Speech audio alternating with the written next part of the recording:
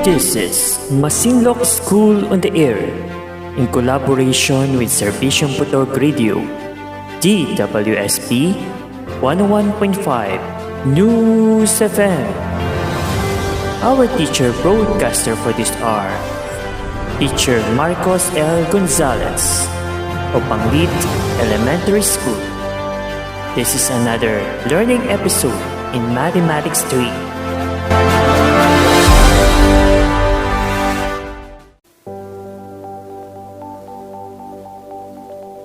Good day, Masinlicaños.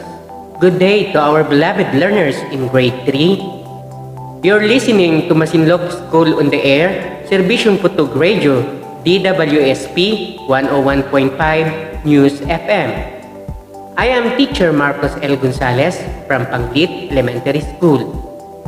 Learners, prepare your notebook and pen so that you can take down all the important details in the lesson. Find a comfortable place where you can listen and study properly. Welcome to Mathematics 3. Come and learn as we use it in our daily lives. We are now on the 5th week of the 4th quarter for the school year 2020-2021. Today's lesson is all about area of a rectangle and a square. At the end of the lesson, you are expected to: number 1, visualizes, represents, and measures area using appropriate unit. Number 2, solve routine and non-routine problems involving areas of squares and rectangles. Before we proceed, kids, let's have a review on your previous lesson. Write the names of the shapes and write the numbers of the sides. Are you ready? What is the name of the shape? How about the number of the sides?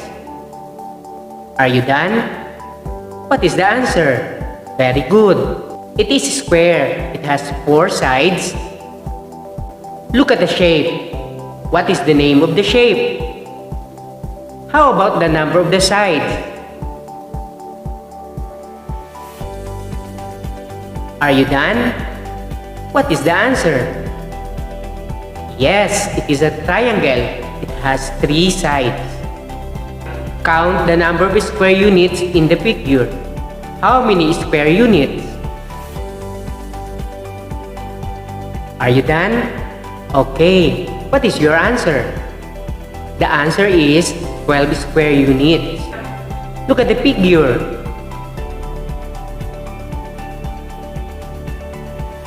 Are you done? The answer is 9 square units. How's your score? I hope you got it all correctly. Kids, I will read the problem, then answer the following questions after. Delia and Gail bought graphing notebook at the mall. They also bought plastic cover for their notebooks. What is the area of the surface of the notebook to be covered? What is the appropriate unit of measures to be used? Why? Kids, answer now the following questions. Number 1, what is being asked in the problem? It is the area of notebook and appropriate unit in measuring area. Did you get it? Number 2, what measuring tool can we use to get the length of the notebook? What do you think? Yes, the measuring tools that we can use are ruler and tape measure. How about number 3 questions? What standard unit of measure we can use to get the length of the notebook? What is your answer? Very good. It is centimeter or cm. I think you are now ready with our discussions. For lesson 1, visualizes, represents, and measures area using appropriate unit. For letter A, using square centimeter, look at the grid paper. 1 centimeter by 1 centimeter grid paper, approximately the size of the notebook. Count the number of small squares and measures the length of one small square. What is the area of the paper? Yes, very good. It is 90 square units. What is the length of the side of one small square? What do you think, kids? Yes, it is 1 centimeter. What is the area of one small square? You are definitely correct. 1 square centimeter or 1 cm square. If one small square is 1 square centimeter, what is the area of the paper? What is the answer? Nice, you are definitely correct. 96 square centimeter or 96 centimeter square. What is the difference between 96 square units and 96 square centimeter? What do you think, kids? The first answer used square units while the second used square centimeters. Are two answers correct? Why? Yes, because we both find the area of the paper. In the first answer, we put square units after we counted the number of small squares, while in the second one, we put square centimeters because we use a standard unit of measure, which is centimeter. After measuring the area, Delia and Gail put the grade paper on top of their notebook. So the estimated area of the notebook is about 90 square centimeter. The number of square units or measurement that covers the region or surface, it is called the area.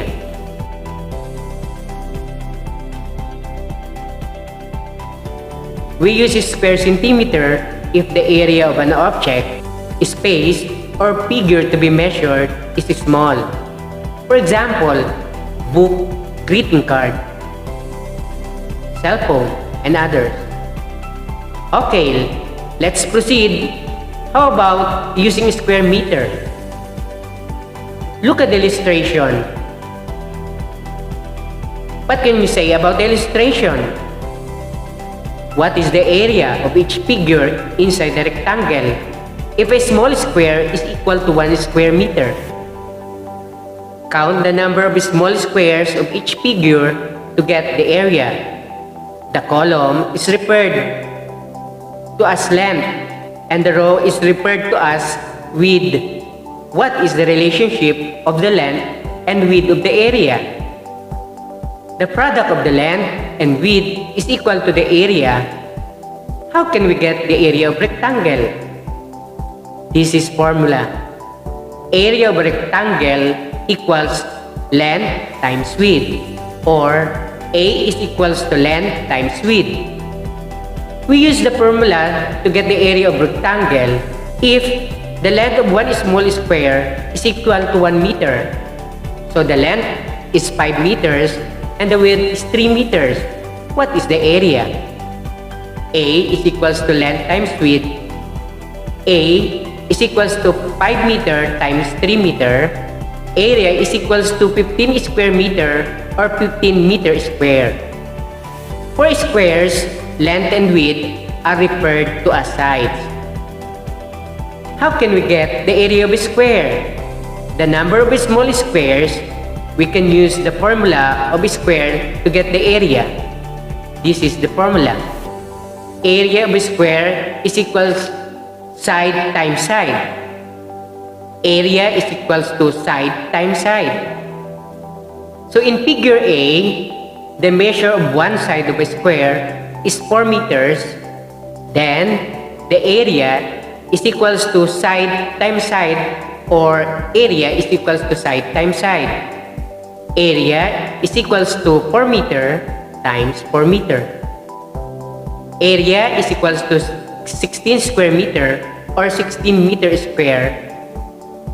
When measuring bigger area, like the floor of a room, garden, then the appropriate unit is square meter.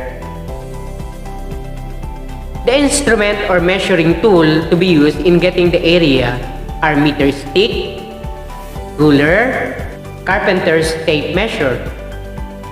Let's have some examples. Find the area of a square and rectangle. The given size of the side is 7 meter. Using the formula in getting the area of the square, area is equals to side times side. Using the given size of the square, which is 7 meters, area is equals to 7 meter times 7 meter.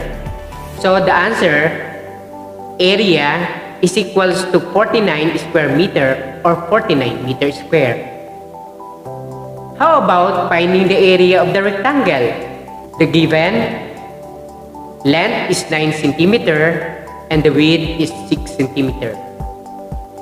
Using the formula, which is the area is equals to length times width.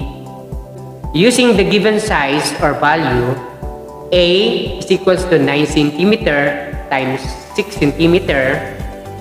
So the area of a rectangle is 54 square centimeter or 54 centimeter square.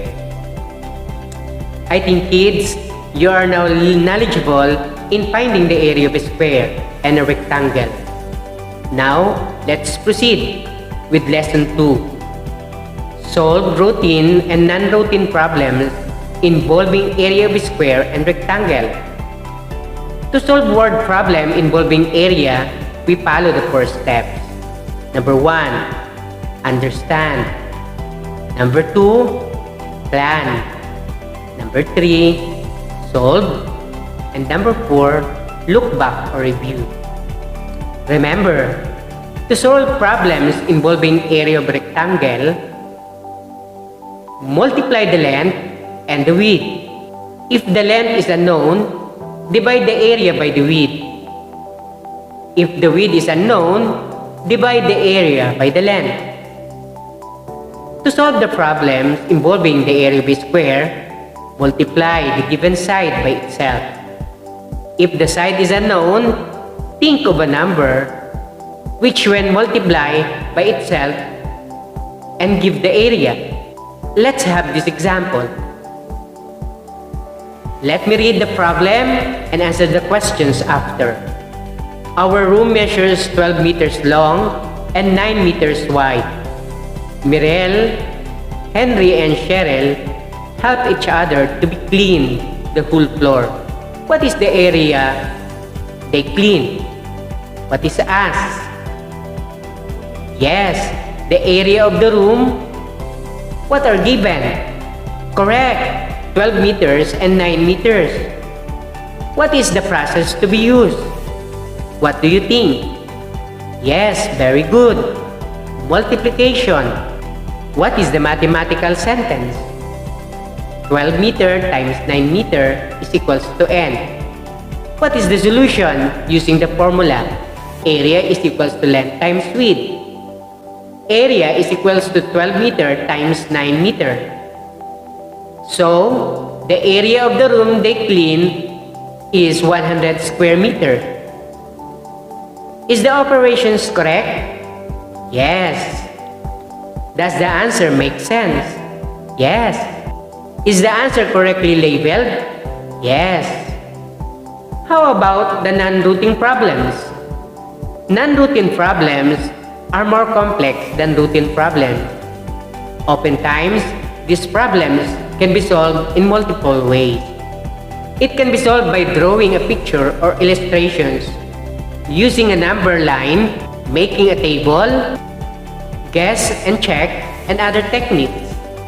Example, the surface of a big square is covered by a 4 small square, where each small square is 9 centimeter. What is the area of the big square? What is asked? Area of the big square.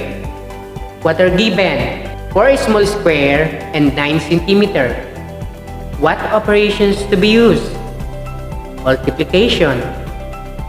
What is the mathematical sentence? 9 times 4 is equals to n. Here's the solution. 9 centimeter square times 4 is equals to 36 centimeter square. So, the area of the big square is 36 centimeter square. We can also find the area by using illustrations. Draw a big square and then divide it into 4 equal parts.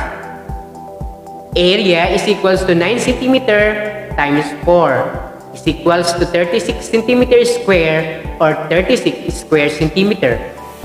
Check the answer if it is correct. I think kids, you are now ready with the following activities to measure your knowledge regarding our lesson. Okay, let's try. For activity 1, write the most appropriate unit to measure square centimeter or square meter. To get the area of the following, number 1, eraser. Number 2, dining table. Number 3, notebook. Number 4, stage floor. And number 5, handkerchief.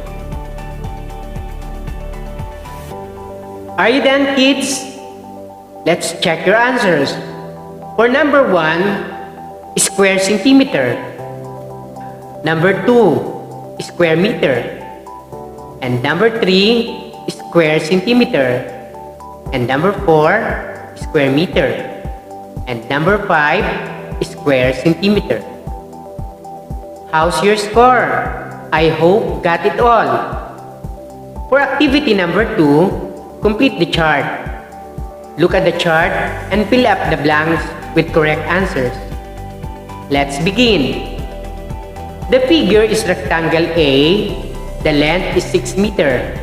Find the width. It has an area of 30 square meter. Next, the figure is rectangle B. Find the length and the width. For having an area of 55 square centimeter, the figure is square A. The side measure 11 meters. Find the area. The figure is square B. Find the side of the square with an area of 100 square centimeter. Are you done? Let's reveal the answers.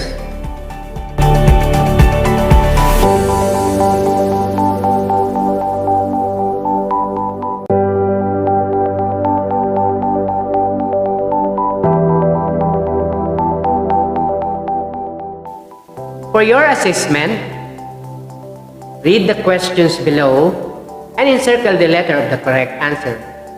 For number 1, the swimming pool 14 meter long and 7 meter wide. How big is the swimming pool? A. 21 meter square.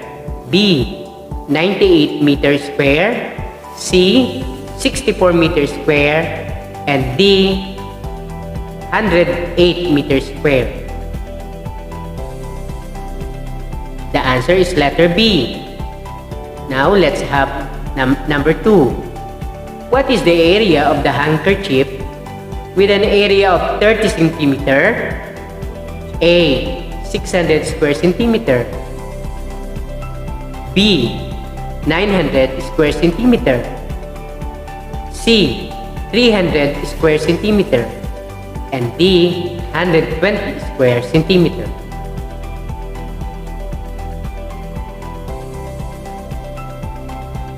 The answer is letter B. Next is number 3.